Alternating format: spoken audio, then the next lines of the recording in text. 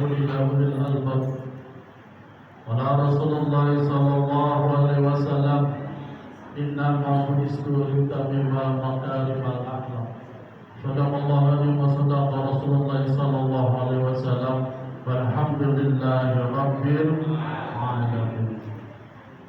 Pertama-tama marilah kita bersama-sama kita panjatkan puji syukur kepada Allah Subhanahu wa taala. Yang mana alhamdulillah pada kesempatan malam hari ini kita semua masih diberikan oleh Allah Subhanahu wa taala berjuta-juta nikmat, di antaranya nikmat yang paling utama yaitu nikmat iman, nikmat Islam dan nikmat ihsan. Nikmat panjang umur, nikmat kesehatan, nikmat kesempatan, sehingga kita semua oleh Allah Subhanahu wa taala diberikan yaitu keistiqomahan selalu beribadah kepada Allah Subhanahu wa taala. Di antaranya kita bisa meringankan tangan kita, bisa meringankan anggota tubuh kita untuk bersama-sama menuju tempat yang mulia ini, yaitu untuk bersama-sama kita ta'lim, silaturahmi, sehingga insya Allah Allah berikan ilmu yang bermanfaat untuk kita semua dan Allah berikan pahala yang berlimpah. Amin, amin ya Allah ya Rabbal Alamin. Salawat dan salam marilah kita sanjungkan junjungan kita baginda Nabi besar Muhammad sallallahu alaihi wasallam beserta keluarga, beserta sahabat, beserta umatnya dan kita semua yang hadir di sini selalu berselawat dengan sunnah-sunnah dan juga insyaallah kita semua mendapatkan sabdul utma di yaumil qiyamah nanti. Amin, amin ya Allah ya Rabbal Alamin. Yang saya hormati para habaib, para alim ulama, para kiai, para ustaz, para ustazah, wabil khusus Ketua Ranting Kelurahan Tomah Haji Muhammad Hasan. Yang saya hormati Ketua MWCNU Kiai Haji M. Hifni. Yang saya hormati para Ketua Ranting yang sudah hadir di tengah-tengah kita semua, para jamaah, bapak-bapak dan ibu-ibu yang tidak bisa disebut satu persatu dan tidak mengurus rawat saya. Mudah-mudahan Allah selalu berikan keberkahan kepada kita semua, dimudahkan segala hal urusannya, diberikan rezeki yang halal, yang barokah, yang banyak, yang cukup, dan insya Allah kita semua dijadikan ahli surga oleh Allah Subhanahu wa taala. Amin ya Allah ya Rabbal Alamin. Jamaah Bapak Ibu yang dirahmati Allah Subhanahu wa taala, ada hadis Nabi yang mengatakan man sya'alallahul jannah. Ketika kita berdoa kepada Allah, ya Allah masukkanlah saya kepada surga ya Allah. Anak jannah gimana? Ya Allah masukkanlah orang yang berdoa itu kepada surga ya Allah. Ketika ada orang yang beriman meminta kepada Allah Subhanahu wa taala, ya Allah jauhkanlah dari neraka ya Allah. Maka neraka itu berdoa, ya Allah jauhkanlah orang yang berdoa kepada-Mu untuk dijauhkan dari neraka ya Allah. Kita dilahirkan ke dunia ini ada dua pilihan. Yang pertama bahagia di dunia dan di akhirat. Yang kedua bahagia di dunia, sengsara di akhirat. Tinggal itu pilih kata Allah. Udah masing-masing jalannya. Ada juga yang paling parah yang namanya melarat atau sengsara di dunia, sengsara di akhirat. Ada hadis Nabi besar Muhammad sallallahu alaihi wasallam. Ada 4 hak Allah tidak memasukkan kita kepada surga Allah Subhanahu wa taala. Mana kata Allah? Kata Rasulullah sallallahu alaihi wasallam dalam hadisnya, yaitu 4 orang yang tidak berhak masuk dalam surga Allah Subhanahu wa taala, yaitu mudminul khamri. Yang pertama orang yang selalu mendawamkan minum-minuman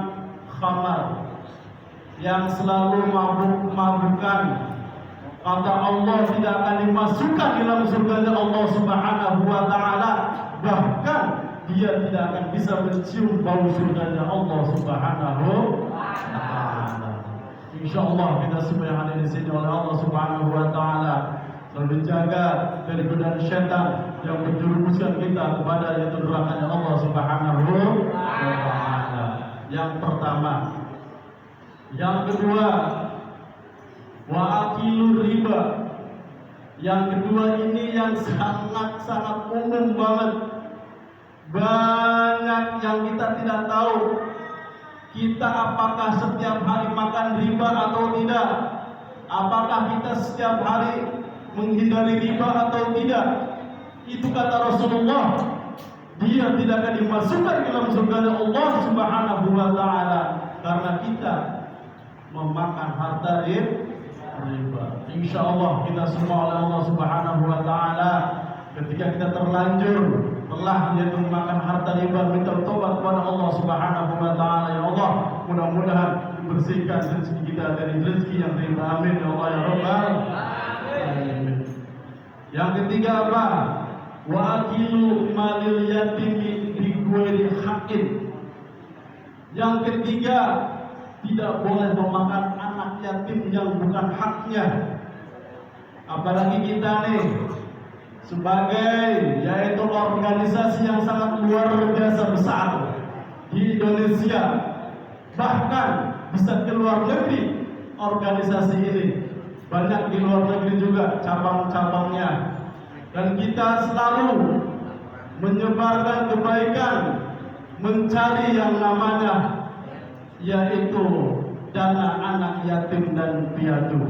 Hati-hati, jangan kau campuri harta anak yatim dengan harta kita, sehingga pemakannya akan dicap oleh Allah, tidak akan masuk dalam surganya Allah Subhanahu wa taala. Yang terakhir, wal aqu li walidayhi, orang yang berdosa kepada kedua orang tua kita. Ini yang sangat-sangat paling bahaya. Ibu-ibu ini yang sangat hebat. Kenapa? Karena ibu akan menyelamatkan anaknya dari yaitu nerakanya Allah Subhanahu wa taala. Kenapa? Ketika ibu menahan amarahnya kepada anak kita, ketika anak kita diperintahkan supaya benar, supaya ibadah, supaya begini, supaya benar, supaya mendapatkan ridho dari Allah Subhanahu wa taala. Ketika anak itu membantah kepada kedua orang tuanya, ibu jangan sekali-kali mengucapkan kata-kata sumpah serapah kepada anak kita, akan berakibat fatal kepada anak kita. Nauzubillah summa nauzubillah. Jauhkan itu. Kita sumpahkan saja kalau anak kita nakal, jadilah imam Mekah, jadilah gubernur DKI, gitu kan? Masya Allah.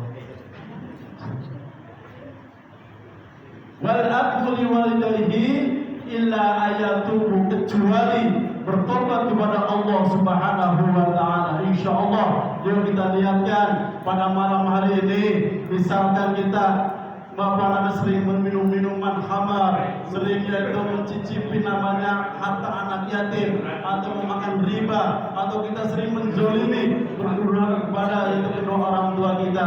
Pulang dari sini kita bertobat kepada Allah dan kita minta ampunan, minta kepada kedua orang tua kita. Ya Allah, ampunilah dosa-dosa kita.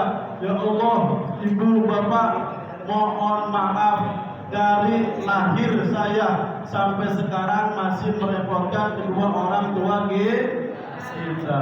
Mudah-mudahan kita semua oleh Allah Subhanahu wa taala dijauhkan dari golongan yang 4 perkara ini, dijauhkan dari orang-orang yang oleh Allah Subhanahu wa taala disebutkan yaitu 4 perkara yang tidak berhak masuk dalam surga Allah Subhanahu wa taala. Itu saja yang saya bawakan untuk tausiah pada malam hari ini. Mohon maaf kalau ada kata-kata yang salah. Billahi taufiq wal hidayah. Wassalamualaikum warahmatullahi wabarakatuh.